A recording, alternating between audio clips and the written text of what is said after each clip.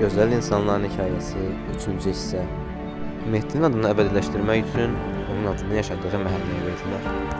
Yaşadığı həyat, etdiyi işlər insanların qəlbində ayrı bir yer məxsus edirdi. Ona görə də insanlar hər dəfə onu xatırlayanda kövrəlir və köhnə günlərinin yenidən qayıtmasını diləyirlər. Vətənimizi qoruyan və bu yolda canını verən Mehdiyə görə onun anasına borcluyuq. Şəhidimiz insanların xatirəsində çox gözəl qalır. Bismillahirrahmanirrahim. Mehdi Fərzulazadə barədə belə deyə bilərəm ki, düzdür, mən onu çox az bir vaxtda tanıdım, az bir müddətdə tanıdım. 2 dəfə bizim evdə olub, çox əxlaqlı və mərifətli uşaqdır. Yəni, çox qabiliyyətli adam, insandır. Allah ona qəni-qəni rəhmət etsin. İnşallah Kərbəla şəhidlərini məşhur eləsin.